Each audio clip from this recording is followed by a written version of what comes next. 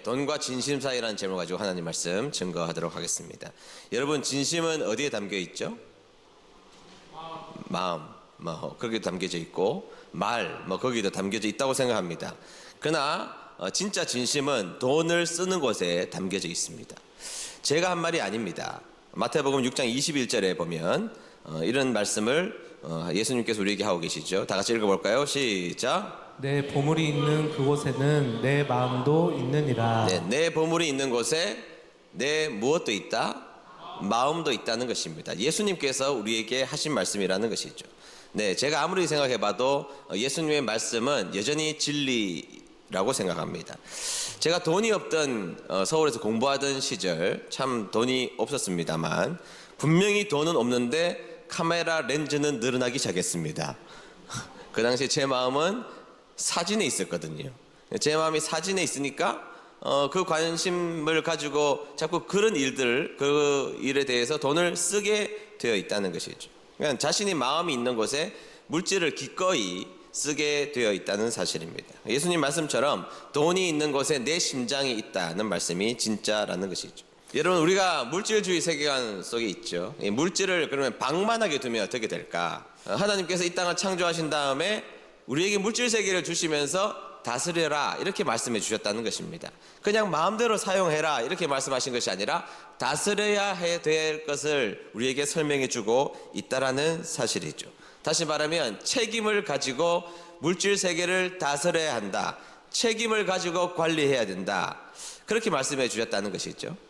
자, 오늘 저는 여러분들과 성경을 통하여서 우리는 그러면 우리에게 지금 많이 우리가 중요하게 여기는 이 물질을 어떻게 인식하며 살아가야 하는지에 대해서 오늘 여러분들과 함께 말씀을 나눠보려고 하는 것입니다. 자, 첫 번째는 물질의 유한성을 우리는 인정하며 살아가야 한다는 것입니다. 다 같이 읽어볼까요? 시작. 물질의 유한성을 인정해야 합니다. 19절 말씀 읽겠습니다. 19절 말씀입니다. 시작. 너희를 위하여 세상에 재물을 쌓아두지 마라. 땅에서는 좀이 먹거나 녹슬어 못 쓰게 되고 도둑이 와서 훔쳐갈 것이다. 아멘. 네. 너희를 위하여 세상에 재물을 쌓아두지 마라. 땅에서는 좀이 먹거나 녹슬어 못 쓰게 되고 도둑이 와서 훔쳐갈 것이다. 이렇게 예수님은 우리에게 직접적으로 이 물질의 유한성을 말씀해 주셨다는 것이죠. 조금 더 원어적으로 설명해 보자면 돈을 쌓는 일에 인생을 붓지 마라. 이렇게 설명하고 있습니다. 돈을 쌓는 일에 우리의 인생의 모든 것을 붓지 마라. 이렇게 말하고 있는 내용이라는 것이죠. 그리고 그 물질은 어떤 방법이라도 다 없어지게 되어 있다. 이게 성경에서 예수님이 우리에게 가르쳐 주신 말씀이라는 것입니다. 이런 구절이 너무 많은데 야고보서도 보죠. 야고보서 1장 10절 말씀도 우리가 보도록 하겠습니다. 다 같이 읽습니다. 시작. 부한 자는 자기의 낮아짐을 자랑할지니 이는 그가 풀의 꽃과 같이 지나감이라. 아멘. 이는 그가 풀의 꽃과 같이 지나감이라 이렇게 말하고 있습니다. 좀 있으면 이제 벚꽃이 피겠죠? 김천도 벚꽃이 유명한 곳이 많습니다. 벚꽃이 필 텐데 그 벚꽃이 여러분 1년 365일 갑니까? 아니요. 반짝 펴다가 금방 사라지게 될 거라는 것이 있죠. 네, 물질의 유한성을 우리에게 말씀해 주고 있다는 것입니다. 물질은 유한한 것이다. 물질은 제한적인 것이다. 이렇게 설명하고 있다는 것이죠. 부자이신 어르신께서 이런 이야기를 하셨습니다. 돈을 가지고 있을 때, 젊었을 때는 의시돼 보기도 하고 뽐새도 내보기도 하고 돈으로 힘 좀 썼는데 늙어보니 그 돈도 쓸데없더라. 오히려 그 돈 때문에 가족하고 이웃하고 불화만 생겼다. 이렇게 말씀하시는 것을 들어본 적이 있습니다. 그러니까 가만히 보면 생명의 길이까지도 아닌 것 같아요. 생명의 길이 그 언저리까지만 이 물질은 우리에게 힘을 가지고 있는 내용이라는 것이죠. 여러분, 성경에서는 물질이 필요 없다라고 말씀하시지는 않습니다. 물질이 필요한 것이다. 물질은 필요한 것이다라고 말씀해 주고 있고 물질은 있어야 된다는 것을 성경에서는 우리에게 가르치고 계시죠. 여러분, 물질은 우리들에게 필요한 것입니다. 아니, 살다 보니까 물질이 돈이 잘 벌리는데 어떡하겠어요? 돈이 잘 벌리는데 하나님 막 돈 안 벌게요 막 이런 분들 있으십니까? 있으시면 목양실로 좀 찾아오시기 바랍니다. 네, 그런 분 뭐 있습니까? 나는 돈이 싫어 막 이런 분들 있으십니까? 네, 그건 아니죠. 물질이 주는 유익이 있다는 것이죠. 살다가 보면, 특별히 자본주의 국가에서 살다 보면 물질이 주는 유익을 분명하게 우리는 느끼며 살아가게 된다는 것입니다. 성경에 보면 이삭도 거부였고 야곱도 부자였고 아브라함도 부자였습니다. 성경에 가난한 사람도 많이 있지만 그런 사람들도 있다는 것이죠. 물질 자체에 그러나 소망을 두면 안 된다는 것이 성경에서 우리에게 가르치는 중요한 가르침입니다. 물질에 소망을 두면 될까요? 안 될까요? 안 된다는 것입니다. 거기에 우리의 마음까지 줘서는 안 된다는 것입니다. 왜냐하면 먼저는 그 물질 세계는 유한한 것이기 때문이라는 것입니다. 디모데전서 6장 17절 보실까요? 디모데전서 6장 17절 다 읽겠습니다. 시작. 이 세상의 부자들에게 이 말을 전하십시오. 교만하지 말며 돈을 의지하지 말고 하나님께 소망을 두라고 가르치십시오. 아멘. 네, 돈 필요하죠. 돈에 유익이 있죠. 그러나 여러분, 아무리 유익하고 필요할지라도 돈 때문에 우리 인간성을 버려서는 안 됩니다. 특별히 이 돈 때문에 하나님을 의지하는 마음을 돈을 의지하는 마음으로 바꿔서는 결코 안 된다는 것이죠. 그것을 누리게 하신 하나님, 우리에게 물질을 주셔서 이 땅에 그렇게 살게 하신 하나님을 바라보는 인생이 될 때 하나님이 기뻐하시는 것이지, 하나님이 주신 그것을 돈을 가지고 돈에 마음이 팔려서 하나님을 바라보지 못하는 인생이 되어서는 안 된다라는 사실이라는 것입니다. 우리 사랑하는 은혜드림교회 성도님들, 누리십시오. 그러나 그것을 누리게 하신 하나님을 의지하는 주님의 귀한 백성들 되시기를 주의 이름으로 축복합니다. 네, 돈은 유한한 것입니다. 아무리 귀하다고 생각할지라도 그것은 유한한 것임을 기억하는 여러분들 되시기를 축복합니다. 둘째, 물질 앞에서 우리는 기도해야 한다는 사실입니다. 다 같이 읽어봅니다. 시작. 물질 앞에서 기도해야 합니다. 네, 기독교인들이 물질을 잘 벌면 그래서 그것을 선한 사업에 사용하는 것은 좋은 일이라고 생각합니다. 그런데 여러분, 더 중요한 것은 그 물질을 잘 다스리는 것이 중요하다라고 먼저 드렸습니다. 여러분, 부자가 나쁘고 가난한 사람 다 좋습니까? 반대로 부자는 좋고 그러면 가난한 사람은 다 나쁩니까? 그건 아니죠. 그건 아닙니다. 그러나 여러분, 돈이 너무 많아서 하나님을 의지하지 않는 사람은 하나님이 기뻐하시는 사람이 결코 아니라는 사실입니다. 물질이 많습니다. 그런데 여러분, 그 물질 때문에 하나님이 보이지 않고 하나님을 의지하지 않는다면 그런 사람들을 결코 하나님은 기뻐하시지 않는다는 사실이죠. 저는 실제로 부자였던 어떤 사람이 이런 이야기를 하는 경우를 들어본 적이 있습니다. 목사님, 하나님도 돈 없으면 못하십니다.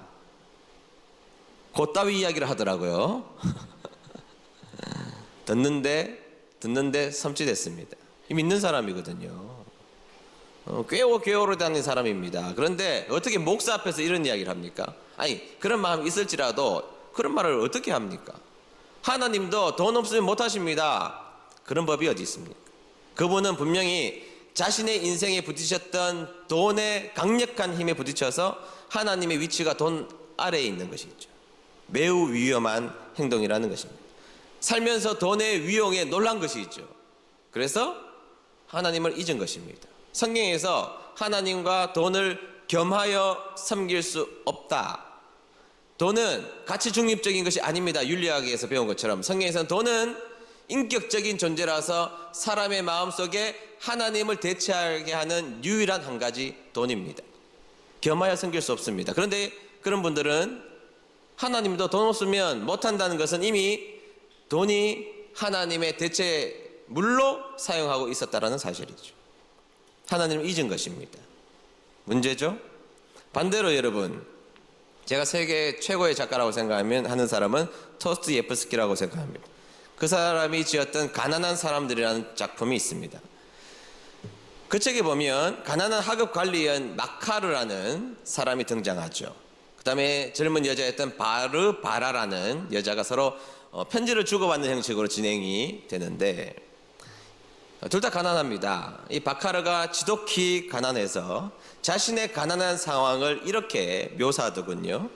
가느다란 실오라기 하나에 매달려 있는 것 같은 삶, 이렇게 표현했습니다. 가느다란 실오라기에 자신의 인생이 매달린 것처럼 느껴진다는 겁니다. 여러분, 그렇잖아요. 우리가 가난한 때를 지나가 보면 정말로 지금 이 순간 지나가기 어렵게 근근히 살아가고 있는데 여기에 물질 하나가 더 부담이 얹혀지면 끊어지는 겁니다. 정말 무시무시하고 절벽에 서 있는 듯한 두려움을 사람들은 느끼게 되는 것이죠. 그렇게 표현했습니다. 가느다란 실오라기 하나에 매달려 있는 것 같은 삶, 그것이 자신의 삶이었다는 것입니다. 지독하게 무서웠다는 것이죠. 바르바라라는 그 여인은 가난 때문에 자신이 원하지 않는 부잣집에 그냥 팔려가는 인생이 되어버리고 맙니다. 너무 가난하자 비인격적인 선택을 할 수밖에 없는 여정 속에 살아가게 된다는 것입니다. 많은 작품 가운데 가난으로 인하여서 도둑질을 하게 된 일들을 작품으로 만든 것들이 얼마나 많이 있습니까? 경제적으로 지나치게 궁핍하면 비인간적인 삶을 살아갈 수밖에 없다는 것이죠. 마카르가 이런 말을 합니다. 이 나이에 돈을 함부로 썼다고 비난을 받는 것은 괴로운 일이 같다. 나이가 들어서 돈을 함부로 썼다고 막 혼이 나고 비난받는 일은 너무나 자존심이 상하고 비난받는 일이었다는 것입니다. 가정에 돈이 없으면 이런 일이 발생하죠. 지나치게 가난해 보세요. 조금 잘못 쓴 것 가지고 엄청나게 비난을 당하고 난리가 나게 되어 있습니다. 싸움이 일어나고 돈 앞에서 기본적 인간성도 무너지는 모습도 너무 가난하면 발생하게 된다는 것이죠. 그래서 지나치게 가난하면 그것으로 인하여서 하나님 앞에 나오는 길이 막히기도 하는 문제가 생기기도 한다는 것입니다. 물질이 있을 때 하나님 앞에 우리는 기도를 해야 된다는 것입니다. 여러분, 모범적인 기도가 하나 있습니다. 여러분들이 잘 아는 잠언 7장에서 7절에 30장 7절에서 9절에 나오는 아굴이라는 사람이 지었던 기도였던 것이죠. 한번 제가 읽어보도록 하겠습니다. 내가 두 가지 일을 주께 구하였사오니 내가 죽기 전에 내게 거절하지 마시옵소서. 8절 이렇게 나옵니다. 곧 헛된 것과 거짓말을 내게서 멀리 하옵시며 나를 가난하게도 마옵시고 부하게도 마옵시고 오직 필요한 양식으로 나를 먹이시옵소서. 혹 내가 배불러서 하나님을 모른다 여호와가 누구냐 할까 하오며 혹 내가 가난하여 도둑질하고 내 하나님의 이름을 욕되게 할까 두려워함이니이다. 아멘. 여러분, 아굴은 그렇게 기도했습니다. 하나님, 제가 너무 배가 불러서 하나님을 모른다고 말할 것 같으면 돈 따위 내 인생에 치워주십시오.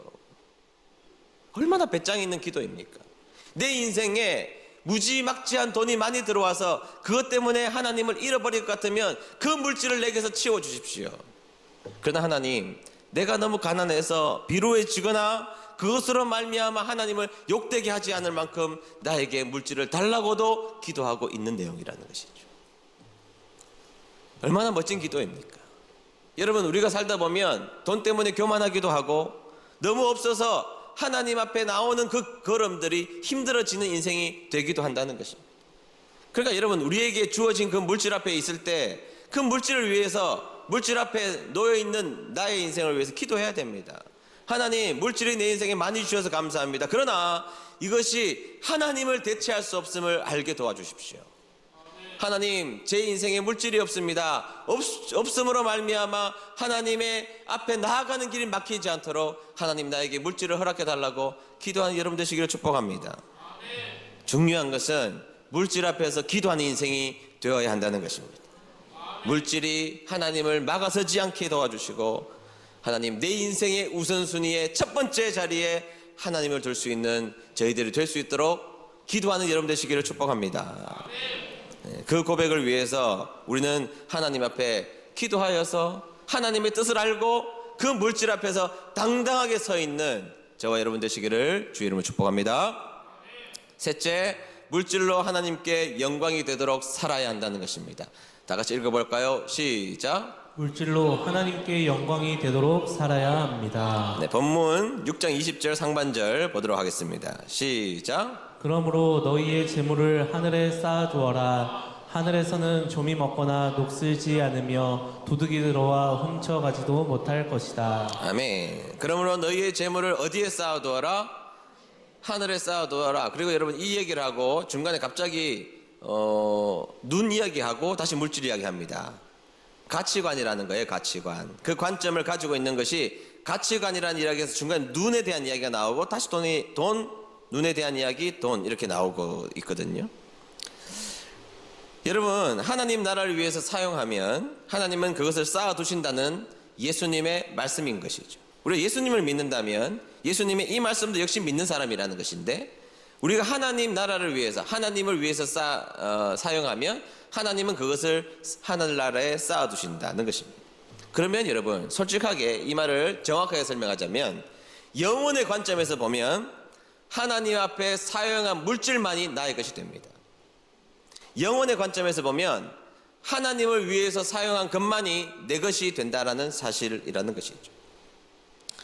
다윗이 압살롬이 구테타를 일으킨 다음에 맨발로 도망갑니다. 그러니까 뭐 이불도 없고 옷도 없고 맨발로 갔으니까 아무것도 없이 그냥 신속하게 도망을 가게 되었던 것입니다. 비참했습니다. 어떻게 오늘 밤을 보내지? 무엇을 먹지? 그런데 갑자기 거부 바르실레라는 사람이 등장합니다. 부자였던 바르실레가 등장해서 성경에 보면 침대 가져왔습니다. 씻을 대야 가져옵니다. 그릇 가져옵니다. 곡식 가지고 옵니다. 꿀 가지고 오고 버터, 치즈의 엄청난 양을 가지고 와서 다윗과 주위에 있는 사람들 다 먹입니다. 왜 먹였느냐? 성경에서 보면 바르실레가 그들을 불쌍히 여겼더라. 그들을 불쌍히 여기는 마음으로 하나님의 나라를 이루고자 하는 다윗 그 주위에 있는 사람들에게 먹였던 것입니다. 그리고 구테타가 끝난 다음에 다윗이 너무 고맙지 않아요. 바르실레에게 왕궁으로 들어가자, 왕궁 입성하자, 이 말은 너에게 벼슬을 줄게 이 말이에요. 근데 여러분, 다윗 따라가면 그가 지금까지 이루었던 거부가 아닙니다. 이거는 그때부터는 재벌이 되는 거예요. 완전한 재벌이 되는 겁니다. 그런데 가자고 했더니 아닙니다. 왕이시여, 저는 나이가 많습니다. 곧 죽을 겁니다. 그냥 고향집으로 돌아가게 해주십시오 하고 고향집으로 돌아갑니다. 조건이 없다는 거예요. 도와준 조건이 없었다는 것입니다. 아무런 대가를 바라지 않고 했다는 것이죠. 하나님 나라에 쌓아둔 겁니다. 하나님은 그를 진짜 거부라고 인정해 주시고 성경에 많은 이야기를 기록할 수 있지만 그가 하나님 나라를 위해서 섬겼던 그 일들을 놓치지 않고 기록하며 그를 자랑하고 계신다라는 사실입니다. 하나님 나라에 쌓아둔 것만이 우리의 것이 된다는 사실 믿는 여러분 되시기를 축복합니다. 이 땅에 살면서 하나님을 위해서 사용할 수 있어야 됩니다. 여러분, 하나님 이 땅에 살면서 물질 주시죠. 감사함으로 나의 인생 가운데 잘 사용해야 됩니다. 내 가정, 내 자녀, 내가 살아가는 여정 가운데 그 물질이 귀하게 쓰임받을 수 있도록, 낭비되지 않고 의미 있게 사용할 수 있도록 열심히 귀하게 사용해야 됩니다. 그러나 하나님을 위해서 당연히 사용할 마음을 가지고 살아가야 한다는 것입니다. 잘 모을 수 있어야 됩니다. 그리고 잘 사용할 수 있어야 됩니다. 그리고 하나님을 위해서 사용할 수 있어야 됩니다. 여러분, 생명도 건강도 물질도 하나님이 우리에게 허락해 주실 때까지만 내 것일 수 있습니다. 성경에 나오는 부자가 있잖아요. 이 부자는 경영학적으로 뛰어난 사람입니다. 사업이 잘 돼가지고 창고를 더 지을 만큼 사업이 잘 됐습니다. 그것에 가득 채웠습니다. 능력 있는 사람이었습니다. 근데 그가 한 말이 문제였습니다. 자신의 영혼 보고 지금 고가 안에 돈이 가득 채웠으니 네 영혼아 오늘 평안히 쉬어라고 자신의 영혼 가운데 이야기했던 것입니다. 그때 주님이 뭐라 그러시죠? 오늘 밤 네 영혼을 내가 찾으면 그 곳간에 쌓아놓은 물질이 누구 것이 되겠느냐? 그러면서 그 사람을 어리석은 부자라고 이야기하는 것입니다. 잘 모을 수 있어야 되죠. 그러나 여러분, 그것을 놓을 수도 있어야 됩니다.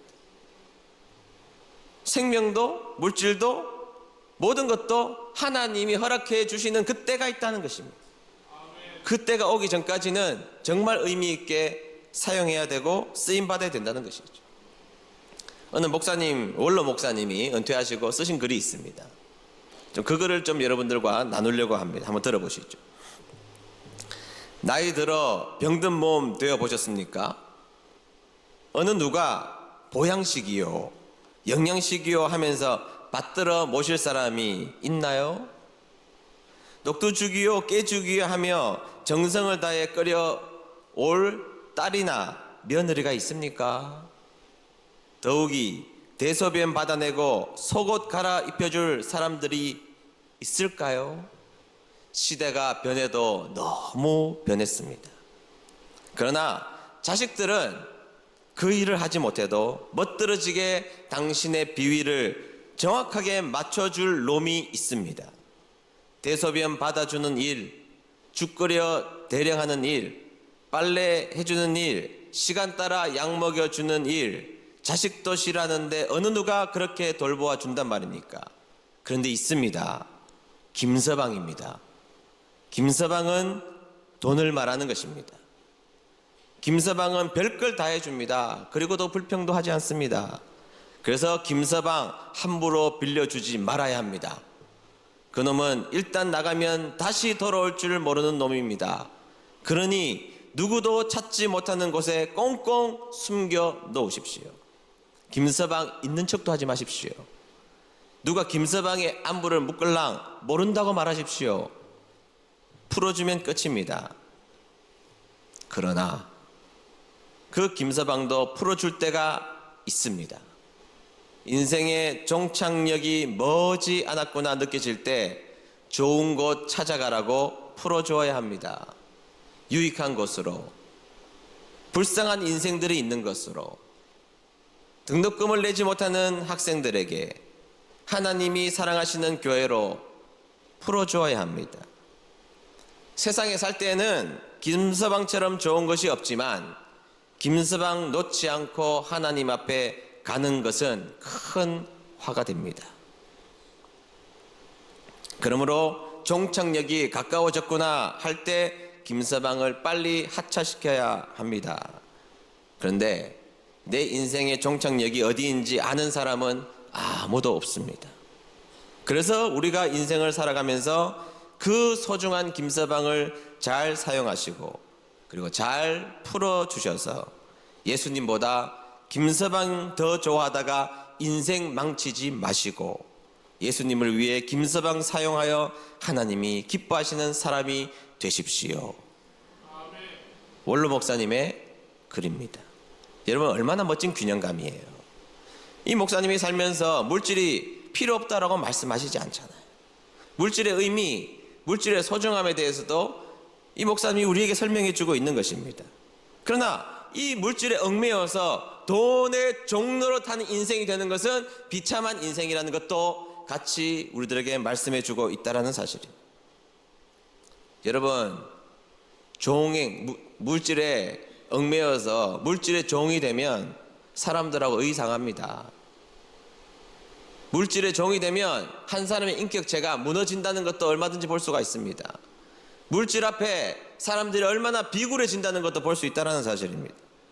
저는 은혜드림교회 담임 목사로서 하나님께서 우리 은혜드림교회 성도님들에게 많은 물질을 주셨으면 좋겠습니다. 그러나 아무리 그 물질이 많을지라도 물질 때문에 하나님 바라보지 않는 인생, 하나님을 바라보는 인생으로부터 이탈하지 않게 되기를 축복합니다. 그리고 그 물질을 하나님이 주신 물질이 넉넉하다면 하나님을 더 사랑하시고 주신 것에 대해서 더 감사하고 사람에게 넉넉하고 하나님에게 넉넉한 분들이 꼭 되셔서 물질로도 하나님 앞에 칭찬받는 귀한 성도님들 되시기를 축복합니다. 오늘 여러분들 마음속에 이런 소원이 하나 있었으면 좋겠습니다. 하나님, 제가 물질의 넉넉함이 하나님이 주신다면 하나님 이 물질 때문에 세상을 물질로 살아가지 않게 도와주시고 하나님으로 살아갈 수 있는 백성으로 살겠습니다. 그 고백이 저와 여러분들 고백되시기를 주의 이름으로 축복합니다.